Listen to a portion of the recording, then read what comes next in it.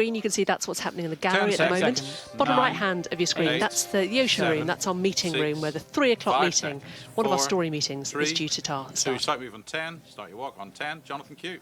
This is the Kate Burley Show with me, Jonathan Samuels. Coming up today, actor Liam Neeson sparks a row over his rape comments. But was he right to open up a race debate? War reporter Marie Colvin's life and Becky, death it's Em in the gallery. We are coming to you off the back of these openers. Let's do exactly the same as last hour, please, love. Cheap at half the price. The vase sold for a fortune after years languishing in a loft. All of that Staying on coming 10. up. But first, let's take a look at today's top stories. Eurovision Q on. 4 children are killed when a house fire breaks out in the middle of the night in Stafford. Here's Belfast. We're live in Belfast, where Theresa May will promise a Brexit deal that honours the commitments she had made to Northern Ireland. We'll hear her speech shortly. And Libby. And the hunt for missing student Libby Squire continues. We'll have the latest. Here comes the Stinky. Go 9. And walk towards the desk. A very good afternoon. Images have emerged of the 4 children who died in a house fire in Stafford. The 3 brothers and 1 sister, who were aged between 3 and 8, were asleep in their beds when the fire tore through their home in the early hours. Well, neighbours have described seeing the children's father jump from a window with a young child in his arms as the flames took hold. Oh, OK. This is the neighbour then. And here's the neighbour. Had 2 LVOs and 1 script. 9's next, and then you'll have Stafford in the big screen. That was right last hour, Al. No, like I say, by the time we got everything away, it'll tell you in a minute. Listen, when we do Becky, she's going to talk about the children. 3, she'll name them. 2, 1, Jonathan. Well, our correspondent, Becky Johnson. So that's what's going on at Sky News and what's happening in the gallery Becky, at the moment. At the that's bottom of your being screen, you released also see that Theresa May is just about to children take just to half the the way podium there in Belfast. She is speaking there about Brexit. And on the main screen, our 3 o'clock meeting. This is one of our 3 story meetings that we have throughout the day in the Ocean Room. That's just getting underway. I mean, like, you know, we might be trained professionals, but then it's the public who pick those things up. Yeah. Isn't it? And the person on the screen is Lucy Plint. She is down the line from Westminster. They do a video hookup with the Westminster political unit at this time. Yeah, so when I kind of was talking to them earlier, that's the bit that we're missing, isn't it, at the moment? The business or whatever. I was saying, you know, we might be professionals, but it sounds like there's good stuff in the interview with Foster, exactly, that sort of and thing. obviously hopefully there'll be a question from Faisal from the Q&A that could go into that as well. And just quickly, because I know May's speaking, so you're going to want to get back. In terms of this end, do we think anything that's happened around Cabinet or Malthouse compromise or anything like that kind of rivals May, if you see what I mean? No, it doesn't feel like it yet. We'll keep an eye on the Malthouse side of things, and especially after the PM's spoken, just see if there's any reaction that we need to chase, whether that's the ERG or whatever from here this evening. And then anything we get could either go into Faisal's piece or John Craig could use in lives later. Cool, OK. Sorry, go on. Sorry, just check it. Is there a time that we can run the Foster sit down from, or can we just run it whenever? I think you can run it whenever. Let me just double check so we're coordinated across TV and mobile after this. Great, cheers. And Kate, just so that you know, Kate McCann is going to file snap analysis at the end of the speech, and then Faisal will do considered analysis for mobile for the end of the day. Lovely. Brilliant. Thanks. And then so for telly, Faisal package delivered for 7, which you're editing there with Liz, and then Faisal stays in Belfast, so we can do him live 7 and 10. Yeah, and you've got John Craig there this evening for other lives that we might need. Cool. Yeah. All right. Anything else Brexit? Okay, Lucy, you can go if you need to. Brilliant. Thank you. Okay. Thanks. Should we talk about social media, Paul? Yes. Jason's just got back from... Yeah, worth turning that down. No. So two events that have effectively gone on today relating to 2 separate ministers, all surrounding social media. The first one this morning he was at concerning suicides and what needs to be done about it. And the one this afternoon was with the was with Margot James and her speech, which is about to be fed in. It was taking place kind of in a bunker, so we weren't able to bring that in live, in which she will talk about a code of conduct, which she's asking all big kind of social media giants to sort of sign up to. Again, all linking into the same subject matter, really, about what to do about harmful material that appears on social media, on mobile, online, etc. Okay, so basically, although we're waiting because we haven't heard the speech in full yet from Margot James, from what Jason was saying, the new line that we're pushing tonight is that government setting out more detail about the kind of crackdown on social media companies. That's right. With the current furore. I think he's about to go out, is that right, in thinking to do a good case study that he's got his hands on? Yes, that's the hope, isn't it? So, Chris, you're looking after this with Jordan, aren't you? Yeah, Jordan's looking at the grabs at the moment. I've just commissioned a 3-point graphic on the main proposals, which I've got here. Yeah. So it's all coming together. His track's down. It's already underway. Should be ready in plenty of time for 7. Okay, great. So I suppose the question is, and Kate, this might be interesting to you. There is a really strong case study who's one of the kind of 6 that have been highlighted, I think, over the last few days, who hasn't done telly yet, who he's heading out to try and. This is Jason. This is Jason, exactly. Okay. So it's not completely nailed on that he will get the interview with. I think it's with the father, but obviously, if he does, then I would have thought that video would be something that it will definitely. you'd want to use. I wonder if he'd write for us as well, the father. We can ask. It's worth asking. Yeah, I'll talk to Jason if you like. He's on his way out. Brilliant. Thanks. Brilliant. Okay, so that'll be a Farrell piece for 7. Now, the only other thing, Paul, and I haven't raised this with Jason yet, is if it were the lead later, we might want to ask if he can stay live through till 10. Till 10? Yeah. Can I come back to you on that? Yeah, that's fine. I mean, I don't even know if it's lead, but it just feels like it might be, so. So our piece at the moment is looking ahead to this. Certainly have we got a time? Beyond, I don't know. Sorry? Is there a time on it happening? Which specific thing? The Margot James? Yeah, well, it's happened, or it's happening.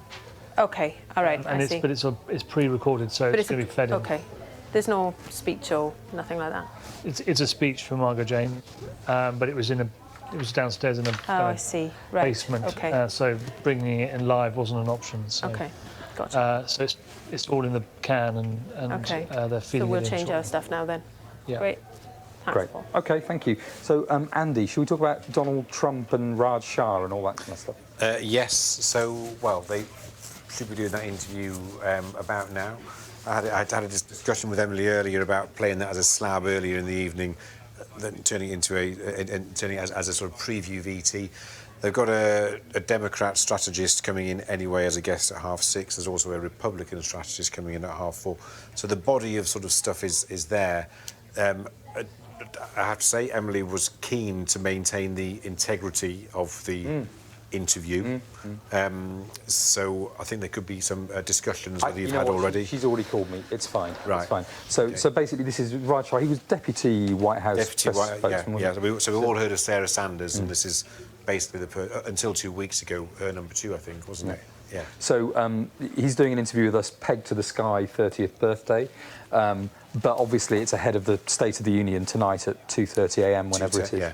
Yeah. So that's a kind of really good timing. So the idea is that there's a slab that runs at 5:30, and then there's a longer version of the interview, 7 to 10 minutes, that runs at 7:30. Yeah. And then, as Andy says, they're looking to package it for 10. What I said to her, Andy, was basically, look, it's fine for it to remain mainly about Raj Shah. Yes.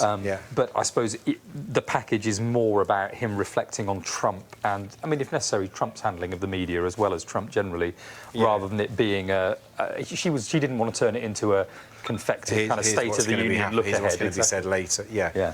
But yeah, I mean, that can be done around the sort of link and a nod to it in the script, as opposed to it's about the State of the Union. Yeah, exactly. Specific. Exactly. Yeah.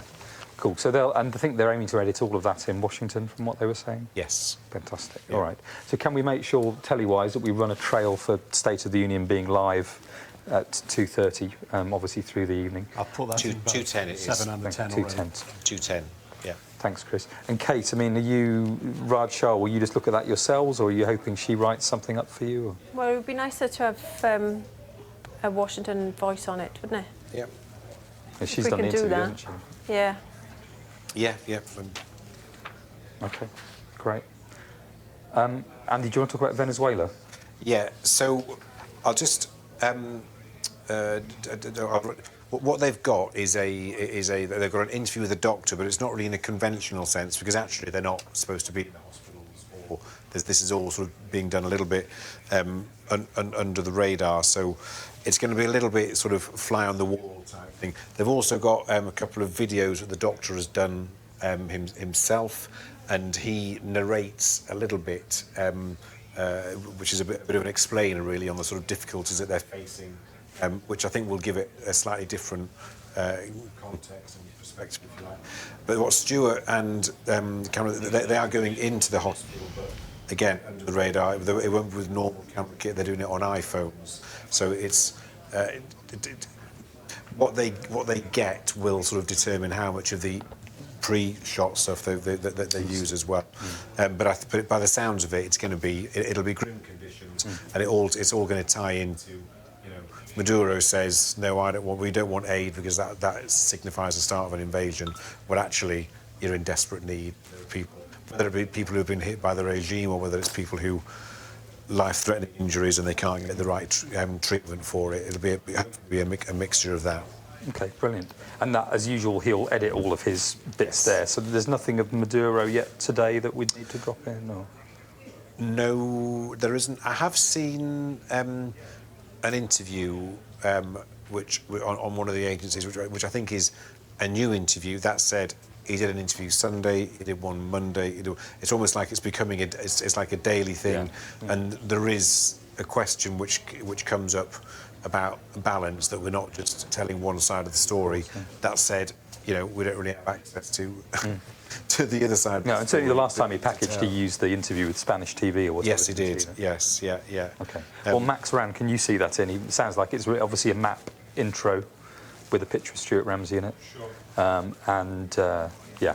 Kate, I presume you'll be waiting for some words from him. Yeah, I think he knows, doesn't he? Yeah. We'll take something from him as and when he's able. And is that for 10 or? That's for 10. Okay.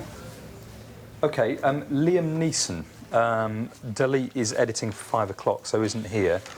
Does one of you want to talk about it, or do you want me to brief on the conversation I've had? It's a bit of a jewel here, isn't it? Yeah, it do you want to kick off? So I say with what I think is the most recent stuff is that he did this interview with ABC, which was good. We've got there was something was clipped up prior to ABC releasing stuff, so I would prefer to use the stuff that ABC have officially released as to what we've just taken. Does it include the bit of him saying "I'm not racist"? I don't know, because I've just been in a meeting for an hour.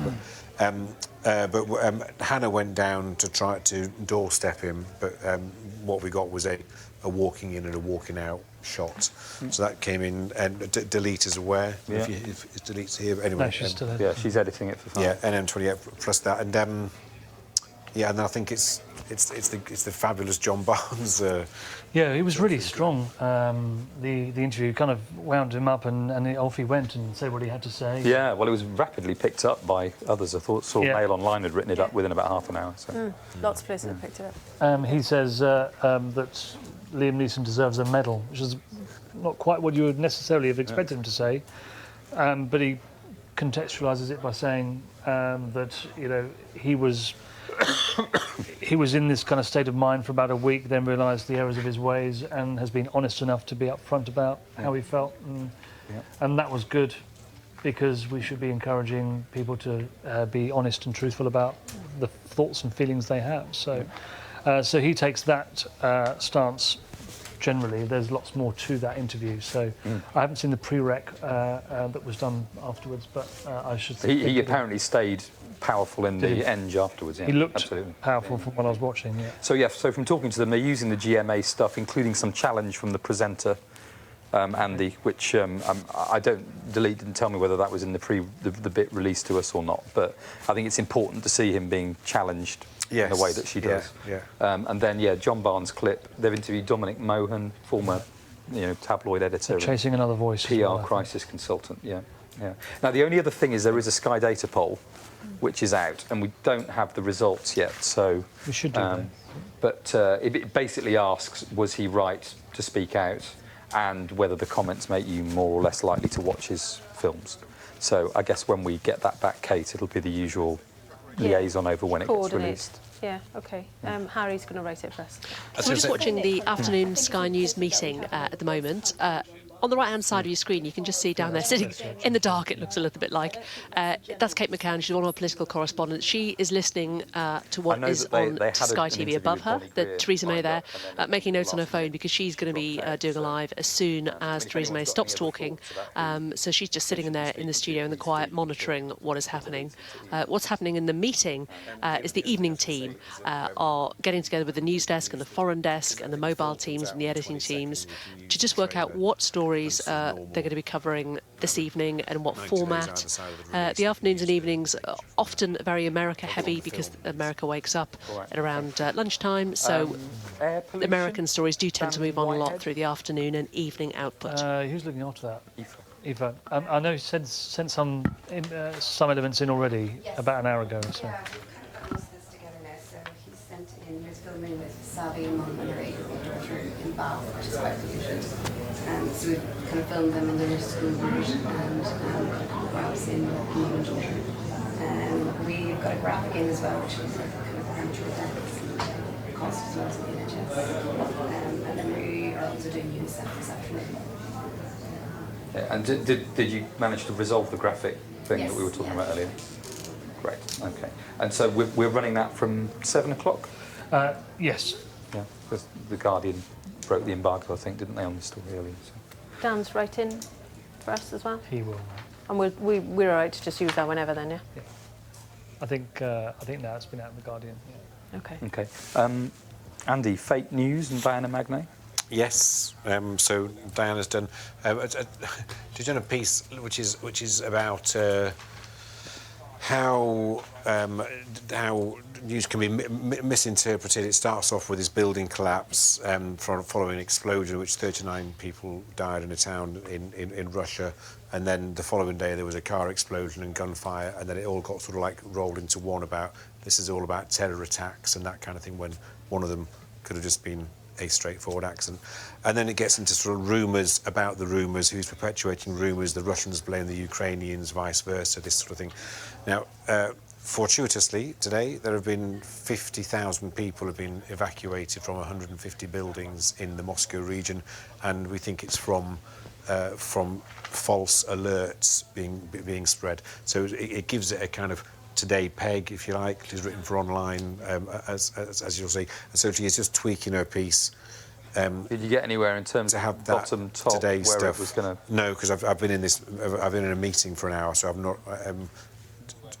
I did say it feels to me like it should be further up, but I couldn't. I couldn't actually see how that would work in the narrative. I suppose she just set up the idea quite nicely about these two alternative narratives. Yeah. And for me, the top minute and a half of the piece is the best bit. Yes. And it'd be a shame to sort of... No, look, and I think where's Andrew Booth? You've written in the today events into the intro, haven't you? OK. And Kate, have you got the written copy on? Yeah, do, we're dressing it now. Brilliant. And then Sky News Raw. Well, Emily, you're here.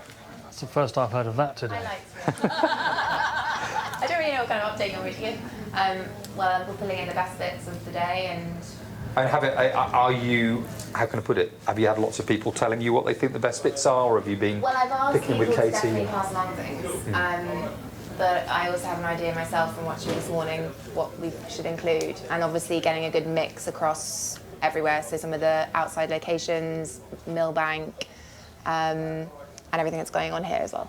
I mean, I think I gave it 2 minutes. I don't think it needs to be a... No, I'd envision kind of a lot of upshot. And yeah, exactly, lots of upshot, but not that much scripting. I think there were a couple of great grabs between 8 and 8:15. Wouldn't you agree, Paul, that I think should definitely make the cut? I don't expect to be in it, frankly. Well, you see, he denied that he's the person who... one of the reports says we talked about George Michael, who was the peace envoy in Northern Ireland, George Michael, rather than George Mitchell. Harrison denies it. So. I've found out who it is. They'll remain nameless. OK, so are you making that for... You're making that for 5 or for 7? For 7, because Katie's on till 5. So I need her to script after. And then the staff's fire, I know that's being packaged for 5 o'clock by Becky Johnson. Yes. Do we expect any more on that? I know we've had, obviously, stills and neighbours reacting. Probably not much more today. We've had statements from all the emergency services, ambulance, fire and police. We have had some detail from the police in terms of ages of the 4 who died in the fire.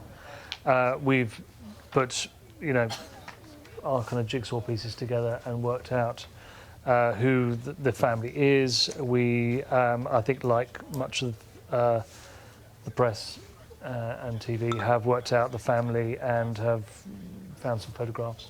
So we'll work to put that into a piece and tell the story. We haven't. The one thing from what Thomas Newton was saying is we haven't. The cops haven't done anything formal on camera, or. Yeah, the police did a statement. Oh, did they? As part of it. It was all 3 emergency services.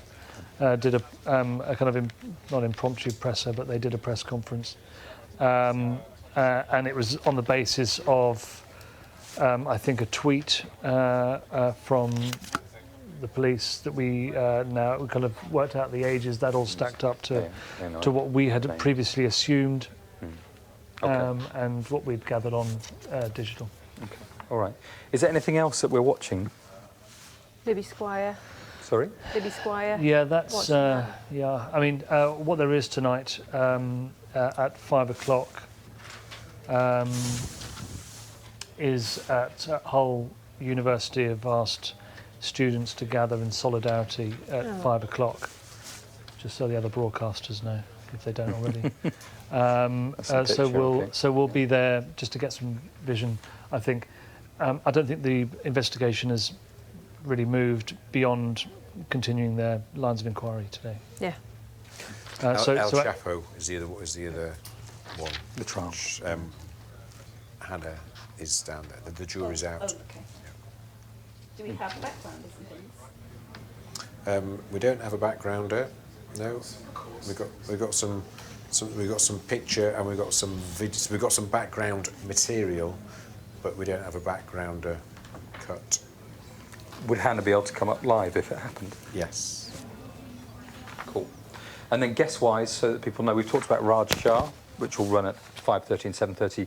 There's also an interview with Elliot Higgins, Bellingcat, which, Andrew, when are you planning on running that? I think they were going to 7, but I might need to do some rejigging now that the air pollution stories come off, and now we can run in the 7. So I'll see when that works best.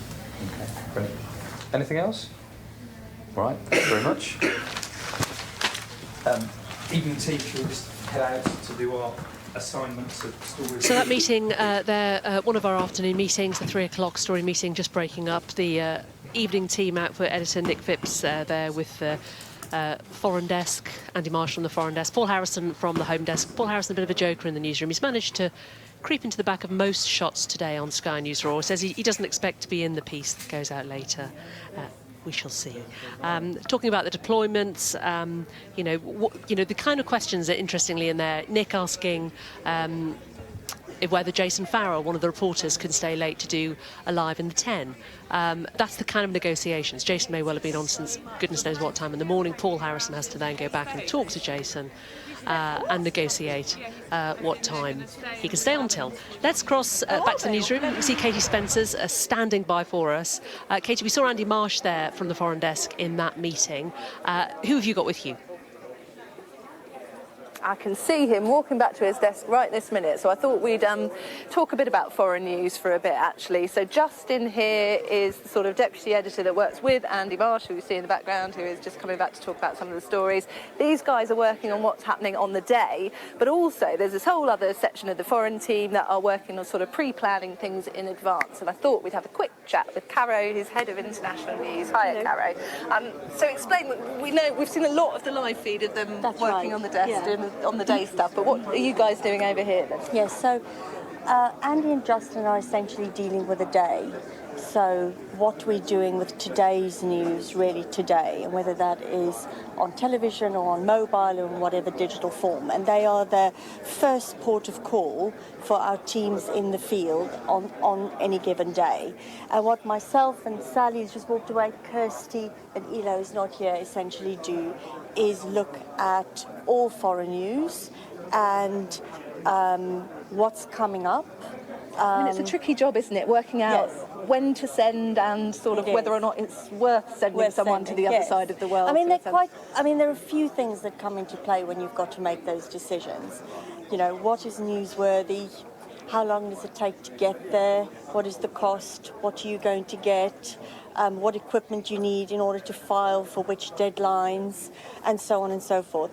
But Sky News has been doing foreign news for a long time and very successfully. So it's got a very well-oiled machine that you've got contacts all over the world that we can fixes. We're very fortunate because we've got a substantial foreign footprint. You know, as a news organisation, we've got foreign teams in lots of different places, actually, and they are knowledgeable of their areas. They've got good contacts, and we've got enough experience in different places that when we go to places, normally we've got some contacts there that we can work with, and that's really essential in the foreign news world, especially if you're arriving on stories new, and often there are difficult stories to cover. Can I take you to one story in particular as well, Venezuela at the moment? So we've got Stuart Ramsey there at the moment, haven't we? We do. Talk us through the logistics of that then. How long has he been out there for? How long do we think he's going to stay there? Well, that's an interesting story because we were the first British network to be into Venezuela from this, I would say, this phase of the crisis in that country, which started about 2 weeks ago. And we decided that we thought that the bubbling protests would probably merit going and would be significant enough. And we've identified Venezuela as one of the stories this year that we really want to own. We think it's significant. So our team have been there for about 2 weeks. It is a difficult place to operate. It's difficult to communicate with him It as well, isn't it? is difficult to communicate. So we use messaging, and we've got ways that we communicate. And it's very much a collaborative conversation between Stuart, Dominique, and our team out there, and the desk, myself, Sally, in terms of which stories we cover, and of course they know better than any one of us in terms of what is possible, what isn't possible, and how we cover the story from multiple angles and also push it forward. Just quickly before I leave you, as head of international news, do you get quite anxious, I guess, about your babies out in different areas as well, worrying that they are okay? Yes, I do get anxious. I get anxious about people when they're in difficult places, in dangerous places. Yeah. And I also worry about news stories and about being competitive, because this is our bread and butter. This is really what Sky News is about, and especially foreign news. And we want to be first, and we want to be right, and we want to be on the biggest important stories in the world. And so there is the news. The people are always more important, of course. So yes, there is a juggling of that, but it's all enjoyable. Thank you for talking to us, Caro. Right, we'll take you away from sort of a traditional form of traditional TV, if you like, and we're going to have a look over here at our digital desk just very quickly to bring you up to date with sort of the newer ways that we are looking also to find stories. Adam Parker. Hello. What do we call your role? Digital editor? News editor. Digital news editor. So it's a fairly newish role, isn't it, over the last couple of years? It's been around for about 6-7 years, and the majority of the time I'm using social media, Facebook, Instagram, Twitter, and the web to find stories, because most of the time that's where we find them and where they start. Somebody might just tweet something or put a picture on Facebook, and that's kind of my job to try and surface that. It's not just my job, it's all of our jobs really, because that's where it starts. I mean, I guess the interesting and challenging thing about sort of dealing with Twitter is working out sort of what is made up, what's real, what's fake, and sort of getting the facts from the fiction, if you like. Is that challenging? Absolutely, yeah. That's been a major part of my role the last kind of few years, has been the verification side of it. Lots of people are trying to fake news us, and we've got to make sure that we have strong procedures in place to stop that. We verify everything that we see, and things like this. There could be something going on in Oxford Street, and it could just be something being filmed, and someone could tweet, "Oh, there's a shooting in Oxford Street," or "shooting in Oxford Street," and that sort of thing can happen all the time. So we have to be really careful, and I'm hopefully that kind of first line of defence to stop that. We can look very quickly. I mean, we won't linger on it too much, but you've got TweetDeck open, haven't you? So is that a way that you are looking for sort of certain keywords? Yeah, or? so I've got a TweetDeck feed here, and it shows me loads and loads of things. I'm looking at things like police Twitter accounts, I'm looking at regional journalism Twitter accounts, people tweeting to @Sky News. Lots of people often contact us that way. Some of the stories that we're covering today, Libby Squire, the missing student, the fire in Stafford. So Twitter is such a great resource for that. I mean, it can be a good way of actually genuinely getting to people who are associated with the story, can't it? Of getting to sort of friends who in a bar and saw a fight or something. It's a way of actually making contact with people. Absolutely, yeah, absolutely. As the first point of contact, we use that a lot. I might contact them, ask them if they'll speak to us on the phone. They might have put a picture up. We might then put them straight on the phone to us, talking about kind of what they saw. And actually, it's quite interesting because not many people come across news events more than once in their lives. So actually, this might be the first time that someone's contacted them, and they're suddenly getting. So it's quite a shock to some people, but it's a great way of finding them. Well, you've got many things coming in, so we should leave you to it. We should note as well, poor old Adam's got his moon boot on. He's just still at work. Second day back on the job Yeah, because he's right. hurt himself, haven't you? Thank you very much for talking to us. Right, we'll leave you here from Ostley, and we'll cross over, I believe, Enda Brady is over in Westminster. Hello again, everyone. Well, we're here in the edit corridor in Westminster, so lots of reports being worked on for the evening news. We're going to go and see how it actually gets into the system to begin with. So we're going to make our way this way, but first of all, this is an edit suite. This is Chris. Chris is working on, you can see the Prime Minister's speaking there, and he is just working on that piece of reporting for later on this evening. So that Prime Minister's speech has come in the past hour or so. So we're heading into Ingest, or NOC. NOC stands for News Operations Centre. And when a reporter like me comes into the building with a fresh interview or some film that we've been working on, this is where we bring the tape. I say tape, but this is what we film on. This is what it looks like. It's literally a little piece of metal and plastic all together. And I hand it over to my colleague Andy Jackson. Hey, so Andy, if I brought that back into the building, you've been with Sky 20 years. You guys are pivotal for getting the material onto the server and onto TV. I should think so. Excuse me, look, they're setups right now. Let me answer this one second. You can answer that call. So satellite operations, this is the communication working right now. They're going to respond and see what they want. And this is ongoing. So this is busy all day long. All right, no problem. Every minute of the day. Right, so what I do with this? So what do you do, Andy? Right, so I need to get this to across to HQ on the other side. So what I do is, good timing, because I've got this set up to do, yeah? So I do this. Hi, Setups Millbank.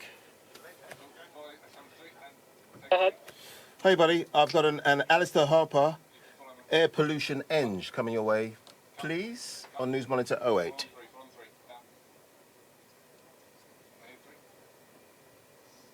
That, in a nutshell, is what I do. They get back to me in a second to tell me what time to feed. Repeat that last bit. Talking about air pollution. So that's pretty much what I do. I get it across to HQ. They record it, and once it's recorded, we either get it to air or the editors use it to edit. That's pretty much it. So it's a key part of the business, really, and just to remind everyone, that is what we edit on. Yeah. The old days used to be tape, used to be reel to reel. That is what we film on now. Let's bring in Claire Parry, You've been talking to Andy, and I just heard him telling you, go run a swivel chair, Andy. He's been telling you what he does. Like, he just feeds an end. He doesn't. He watches everything happening in the Commons, every speech happening. He recognises all the politicians, better than us now, really, better than all of us. Yeah, And he tells us what we're missing. He rings through to say, hey, are you watching the statement? Can you see this feed coming in? It's absolutely amazing. And he has it all here. And Andy had to come down here and learn about politics. This really dry topic. Well, thank you, Claire. Fantastic. Claire, you've been with Sky News from day one, but you weren't always a political news editor, were you? On day one, what were you doing? The only job I could get at Sky was working on Wild West End. It was wild. Showbiz. Fantastic showbiz thing. Jonathan, who's behind the camera, you can't see, he'll remember.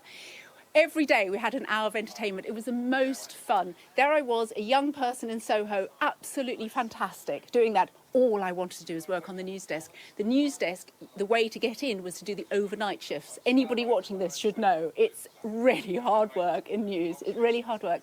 So I was just longing to work overnight, Saturday nights, Sunday nights on the news desk, and I got it. And I thought that was my dream come true. And so let me get this straight. You gave up interviewing celebrities, actors, actresses and musicians to come do politics on the overnight shifts in Westminster. Well, it was first of all, news desk. They are amazing people on our news desk. You've already talked to them. You've seen them. Amazing people. They work all hours. Then, when I was on the home desk, then I wanted to come to politics. And that was a fantastic time. We're talking back when Thatcher was here, when things were going wrong for Thatcher, John Major, things going wrong. We had all the Euro skeptics at the time, and I'm just living through it again. But it never ceases to be exciting. You just get addicted to Sky. Everybody at Sky is just absolutely addicted to it. And politics, it's always busy, but in the last 2.5 years post-referendum and Brexit, I'm guessing you're just busy every minute of every day? I would say so, all the time, non-stop. There's always something to feed, always something to say, and we're still waiting for the outcome. And you're keeping across all these different feeds, all these different camera shots, parliamentary committees. Absolutely, the Prime Minister's just finished having a speech, and next just waiting for the cutaways, and then once we do that, you'll see that in a package later, but it's a constant, it's a non-stop. And what time does your shift start? Mine starts at 8:30. And you finish? 5:30. Depending. I don't. As I say that, I do. I go beyond. I know what's happening. Beyond. You have to just check that I know what's happening. Claire, this is coming in, that's coming in. You're going to be all right before he goes. Always. So, Andy Jackson, 20 years at Sky News, Claire Parry, 30 years at Sky News. So half a century of Sky News between them, and good luck for the next half century. Back to you, Jane. Thanks, Anna. 30 years at Sky News and still smiling, Claire Parry. They're possibly one of the nicest people in the business you could hope to meet. Andy there was buzzing through and talking to NOC, News Operations Centre and News Operations Control, and this is where it is here at Osterley. That there, Nick Sparks, he's one of the NOC engineers. So this is where NOC, where all of the images, where all of the pictures, where all the feeds, as they're known, come in. This is why they have this huge bank of TV monitors there. And there are lots of spare ones, you can see, waiting for... waiting for different feeds to come in. But the feeds that are coming in at the moment are being watched. They're being downloaded if they need to be. They're being cut up by various producers and various edit suites. Nick, we've just been looking at, he's been 7 years at Sky. Once met Thierry Henry here, which is very exciting for him. And Lisa Robson there, she is the manager of NOC. She's sneaking away to be our off shot. We're going to follow her, but let's go to Katie. She's back out in the newsroom. Katie. Oh, I love it. Come on, keep following people.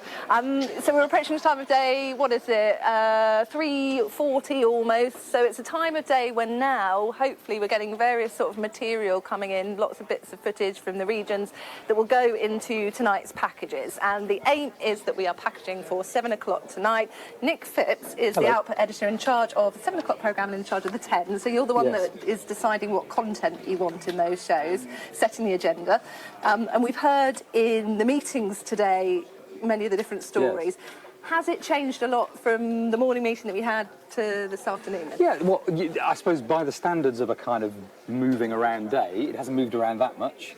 I think the stories have developed, but haven't necessarily changed that much in terms of where we would place them. So the obvious thing that's changed since this morning is that Liam Neeson has gone on Good Morning America in the States and talked about the interview that he gave, said he's not racist, but we can use those clips. So I mean, that's moved that it's story proven on. so controversial. Do we think sort of he probably felt he had no choice but to come out and say well, something? yeah, I mean, he was already booked to appear on GMA, but obviously, right, I guess okay. that if you're Yeah. if you're a PR, then you know that you've got to you've got to address these things. You can't kind of Yeah. ignore them. So that story has definitely moved on. And our John Barnes interview, who we're replaying at the moment on the telly, has obviously made quite a lot of Been picked up by lots of people as well. Quite a lot of people, exactly. Yeah. So that's a story which has developed. I suppose this morning I thought that Brexit would be our lead story tonight. How is now that I'm looking? slightly equivocating. I mean, May has just been speaking.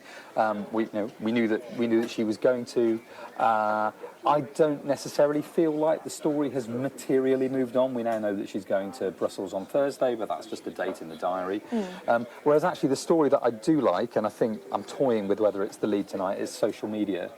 Which is basically more detail about what the government plan to do with their white paper that's coming out next month, which basically looks at new code of conduct for social media companies, statutory duty of care, internet regulator. Obviously, the issue about the impact of social media among teenagers is a very hot issue in the media at the moment, and the fact that the government is seen to have moved on it actually makes it quite a compelling story. So. When will you make that final judgment call? Can it be right up to the very last minute? Well, it can, but I think the thing, because we're not aiming towards a single bulletin, what I'll sometimes do is it's almost like I'll feel the evening and think, well, maybe early part of the evening it'll be one story. Perhaps it'll be Brexit early part of the evening.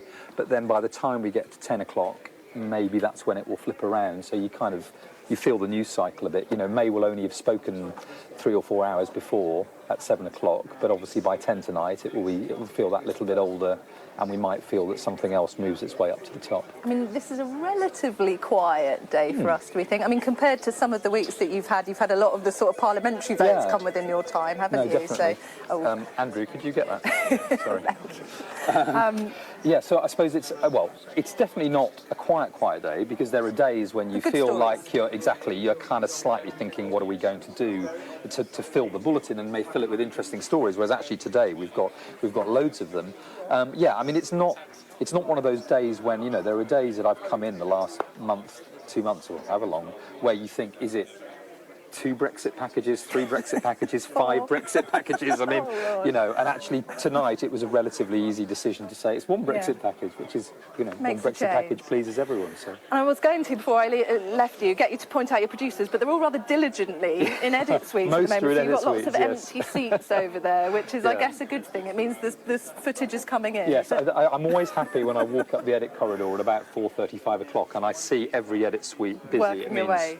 Things are happening as they should. Oh, well, we'll join you again Thanks, later. Katie. Thank you, Nick. Right, so before Nick's shows come on at 7 o'clock tonight, the next big show that we are working towards really now is at 5 o'clock, when Mark Austin, his programme then goes up live, and I believe we can go and have a quick chat with the man himself.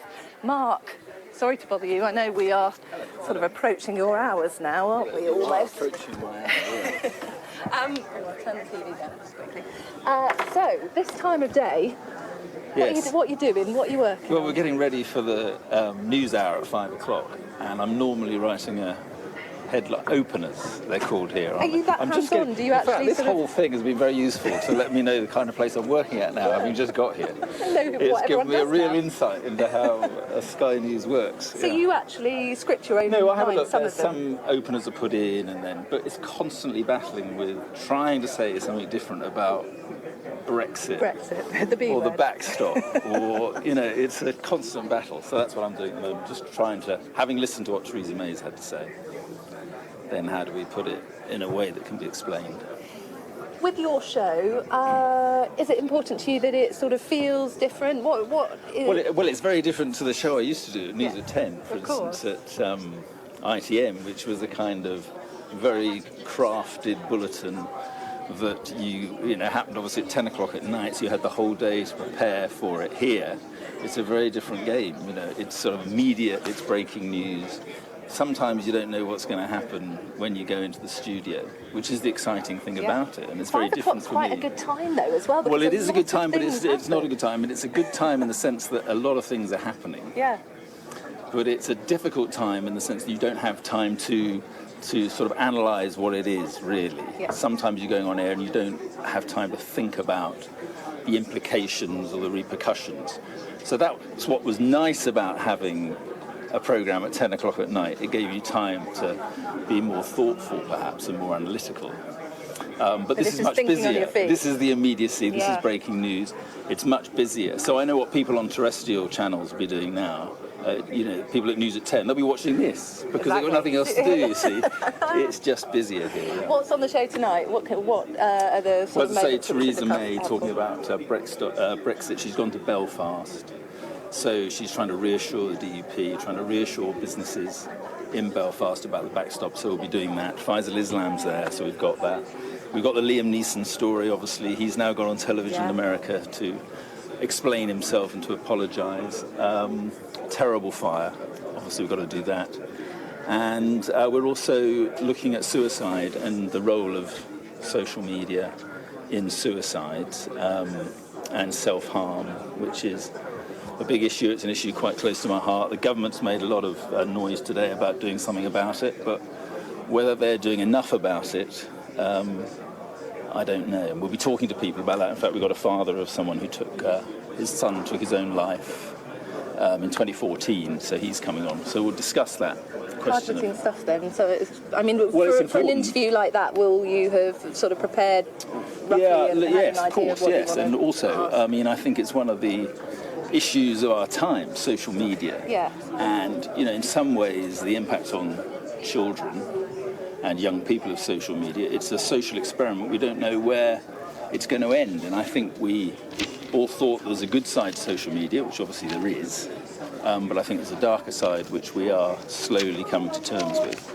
Can I ask you as a journalist, what are your thoughts then? Do you think it's important to be a part of the conversation, or do you I think that's our job to if not lead the conversation, is to be a big part of that conversation and to give people like the father of a son who took his own life a platform to say what he thinks about the role that social media played or didn't play in his son's decision to take his own life. And, we can't just leave it to the government to control the debate. We have to get other people on, people directly involved in it, and that's what we try to do. Do you think it's an important part of now a sort of journalist's remit to be across social media? Look, social media is a fact of life. It's impacted on journalists' life in a way you'd never imagine. So there's an explosion in fake news now, which is mainly due to social media.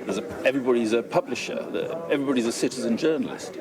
But it makes what we do even more important because we have to sift through this stuff. We have to, try to get rid of all that mush and noise, the nonsense that's on social media, and make sure that what we broadcast is accurate news. So in some ways, it's even more important what we do now than it was before there was fake news. Thank you, Mark. Good luck with your show tonight. And we'll serious, but it's great you're finding it, and it does, as I say, give me a real insight into the place I've joined here. We'll cross back to the live feed and let you guys have another look at what everyone's doing. Thanks very much, Katie and Mark. You might have seen this man just walking across the newsroom. That's John Riley. He is the head of Sky News.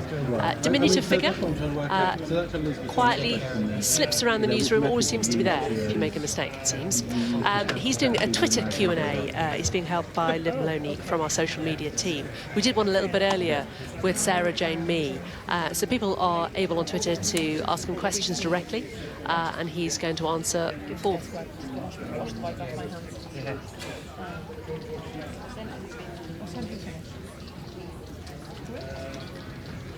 So he's just looking at one of those Twitter questions now.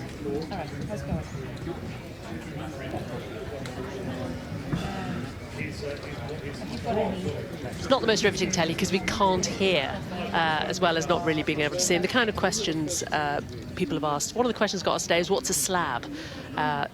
He heard some of the producers mentioning it, wanted to know what it was. Slab is a big chunk of pictures, or even a big chunk of an interview that's been unedited that we put out. So it's another word for a series of pictures or an interview.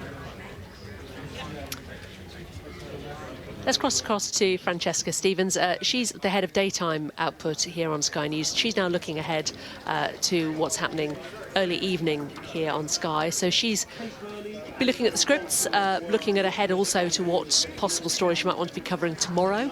It's quite a big chunk of the day that she is responsible for. So as well as coming in early in the morning and setting up stories first thing, often a lot of the job is in the afternoons looking ahead to what kind of stories might be breaking tomorrow, any set pieces or any guests that she might want to be bidding for.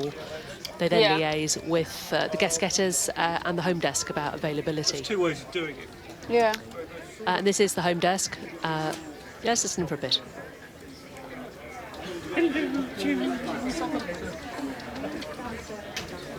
It's Mike Bradbury there, working on the home desk, looking very smart today, Mike.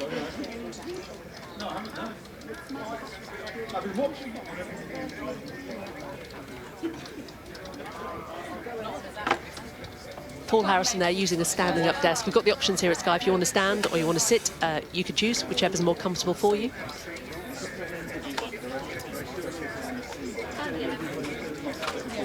And that is the horror desk.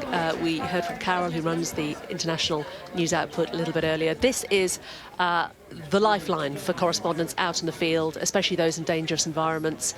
You know that when you ring this number, somebody will always pick up, someone at the other end of the phone who can help you, somebody who can talk you through what is required of you, what the different programmes want of you, and they filter through everything that happens in the newsroom that you need to know when you're out and about, because you don't need to know everything, you just need to know what really affects you, and these are the guys who help you. They also coordinate flights and things like that. Kit Bradshaw sitting there, very keen to get Kit in today because he works at radio, but also his fun fact is that he was once a hand model for an iPad. So I'm thrilled that he's hoved into view during my shift. Hello, Spanish Radio. He's reading the afternoon bulletin, so he's working on his bulletin, which is due to go out at 4 o'clock. I don't pass that. And of course, it's what's going on, it's what's happening now, it's what's live and it's what's breaking, but it's also what's happened in the past. That's very important, isn't it, Katie? You're an archive. I am, it is indeed. And this is one of the areas that doesn't have any cameras, so I thought I'd come over here and show you what these guys are getting up to off camera. Simon, you've escaped the cameras over here, have so far today. Simon is a senior picture researcher. Explain what that involves then. The main part of my job is to find picture to cover news stories, any breaking news that happens, all right?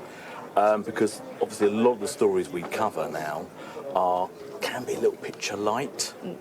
So our job is to find them archive images from the past, obviously moving images, as well as we do obviously have some still images to cover the stories that you guys request. Want to do. So we've been going for 30 years. Yep. Basically, if someone sort of says, oh, I want a picture of Tesco's in the 80s, that's your job then to try and look through our archive, see if we've actually filmed it back in the 80s and if it looked different, and then make it available for a producer to put in a package. Yes, in the case of something like from that far back, it will more likely be on a tape. So a tape? Yes, we have tapes. We have tapes. It's all. I mean, obviously our archive's computerised now, but we still have a rather large stock of tapes that go back to 1989, and before that, we've got a lot of old file footage that we've actually bought in. So that means we probably have to go running off to another building and get the tape and then load it into the system for you. But if it was, say, the HMV story today, that was a story that I remember covering maybe about a month ago, so we probably wouldn't need to go and film HMV, would we? Because you could find us some shots. That's all stored now on our online archive. Should we just have a quick look at Simon's screen? So explain what this is that you've got here then, Simon. What we have here is just a key word search. In this case, I just used the word Tesco, used some Tesco footage. putting that in, press find, and basically every piece of footage the word Tesco's come up in will come up on my screen. Obviously that can be refined if you wanted particular checkouts or you wanted particular products on a shelf in a Tesco store. We can use those keywords, and that will then bring me up all the actual footage we have, which is very simple. We scroll down, we can click on it, and then obviously scroll through to find the shot that might suit you best, like a checkout. And all of the computers are sort of linked, the programs are linked up, aren't they? So you're getting this and then you're sort of putting it in an area where the producer and the editor can access. Yep, the producers all put in a request through Open Media, which we now use. And as soon as that request is put in, okay, we have a research bar, and all the requests automatically come up on our screen. So I can just click into that, find out exactly what the reporter-producer requires, and load the footage straight up to that. That then goes straight into Open Media, and from there, someone like yourself or a producer can view the footage, decide if that's exactly what they require, and that goes straight on the server and can be edited in one of the edit suites. So it's our 30th anniversary today. Do you get quite excited when it's really early footage? Is it quite funny to look at now? Yeah, it is. And I have to say, when you get the opportunity to do those deep, what I call deep searches, trying to find those fantastic either black and white or very early colour shots, which just make a piece pop, because you've got that old images that many might not have ever seen before. Yeah.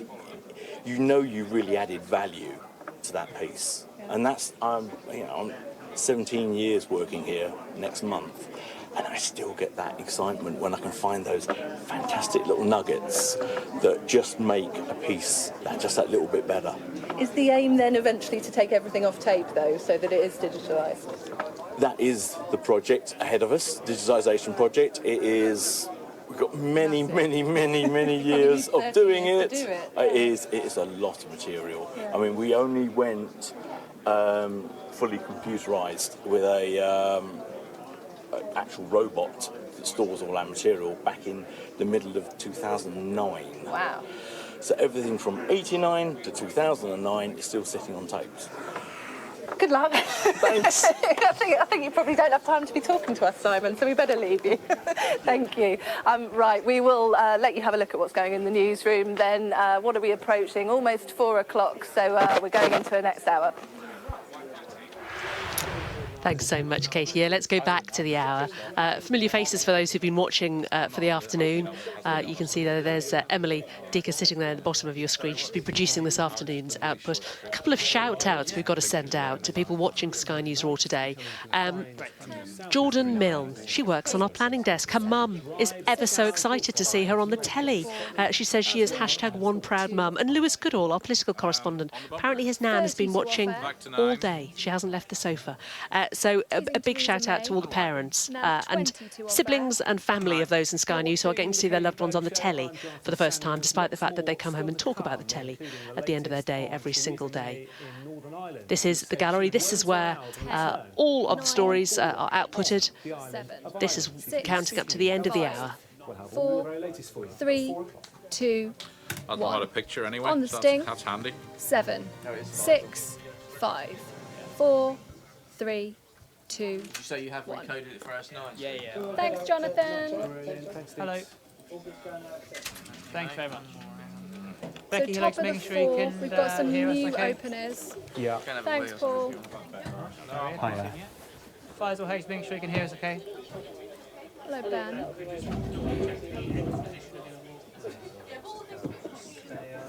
I'll just stop him. But yeah, double his position or your position. Becky, hello, just making sure you can hear us okay? Faisal, it's Em in the gallery. Can you hear me? Did he go too far? Did he? Yeah, Okay. Faisal, did you get a question to the PM? I didn't hear one, but there was a lot of breakup on the feed. Got it? No, we didn't. Okay. Understood. I thought that was the case. So we will do a grab of Theresa May at the top, then we will come to you for your analysis. I've got a Foster grab for you to throw to. Are you expecting that? All the time. Have I? I'm getting stopped in the street, selfies. Love it.